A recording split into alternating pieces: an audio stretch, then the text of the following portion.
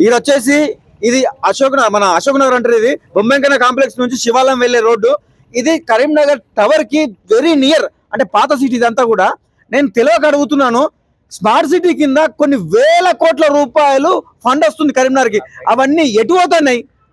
ఈ వేల కోట్ల రూపాయలు ఎవరు జేబులో వేసుకుంటున్నారు? ఎవరు వేసుకుంటున్నారు ఈ వేల కోట్ల రూపాయలు నేను ప్రశ్నిస్తున్నాను.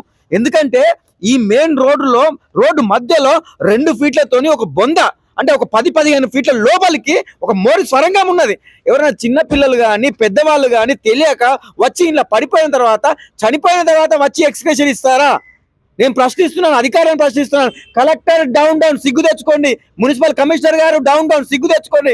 ఇంకెన్ని రోజులు అండి కరీంనగర్కి వచ్చే స్మార్ట్ సిటీ కింద వచ్చే నిధులన్నీ ఏం చేస్తున్నారు? ఎవరు తింటున్నారు అని ప్రశ్నిస్తున్నారు. మా ట్యాక్స్లన్నీ ఎటు పోతున్నాయి? మేము మున్సిపల్స్ కట్టే ప్రతి ట్యాక్స్ ఎక్కడికి పోతుందని ప్రశ్నిస్తున్నాను. మేము మిమ్మల్ని అడగట్లేదు కదా, మీ ఇంటి నుంచి తీసుకొచ్చి మాకు రోడ్లు ఏమనట్లేదు కదా. మా పైసలు, మేము కడుతున్న పైసలు, మేము ఫైన్లు కడుతున్న పైసలు అవన్నీ ఎటు పోతున్నాయని నేను ప్రశ్నిస్తున్నాను. ఆ పైసలు కదా మాకు చేయాల్సిన బాధ్యత మీకు లేదా? ఆ పైసలే కదా రోడ్ల రకంగా ఏమంటున్నాం, మోరు కరెక్ట్ ఏమంటున్నాం, తాగు నీరు కరెక్ట్ ఏమంటున్నాం. అట్లాంటి అవి కూడా మీరు ఇవ్వకపోతే, మీకు చేత కాకపోతే ఇంట్లో కూర్చోర్రి. నేను అదే అడుగుతున్నాను కలెక్టర్ గారిని, కమిషనర్ గారిని, పోలీస్ కమిషనర్ గారిని, మున్సిపల్ కమిషనర్ గారిని, ఎమ్మెల్యే గారిని, ఎంపీ గారిని, మినిస్టర్ గారిని, అందరిని అడుగుతున్నాను. మీకు చేత కాకపోతే బాజాప్తుగా రాజీనామా చేసుకొని ఇళ్లలో కూర్చోర్రి. పిల్లలు చనిపోతే ఎట్లా? మీ ఇంటి పిల్లలు కాదని చెప్పి మీరు నిరక్షంగా ఉంటారా? ఇంత నడి రోడ్డులో మధ్యలో ఇంత పెద్ద బొందు ఉంటే చూసే నాదున్నాడు.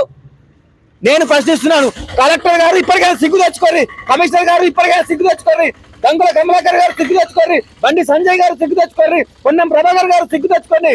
మాకే కదా మీరు ఉన్నది, మాకు చేయడానికి కదా మీరు ఉన్నది. ఏమై స్మార్ట్ సిటీ ఏమైంది? ఏమైతున్నాయి పైసలు స్మార్ట్ సిటీ కింద?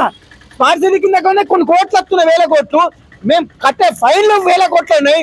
మేము మున్సిపల్ ట్యాక్సులు కట్టేది అవి 1000 కోట్లు ఉన్నాయి. మేము కడుతున్నాం, బండికి ట్యాక్సులు కడుతున్నాం, జిఎస్టీలు కడుతున్నాం. ఇవన్నీ ఎటు అవుతున్నాయని నేను ప్రశ్నిస్తున్నాను. మీకు చేత కాకపోతే మీరు రాజీనామా చేయండి కదా.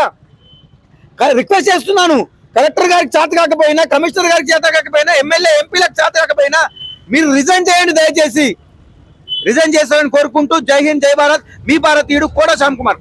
రోడ్లు వేయండి లేదా రిజైన్ చేసేయండి.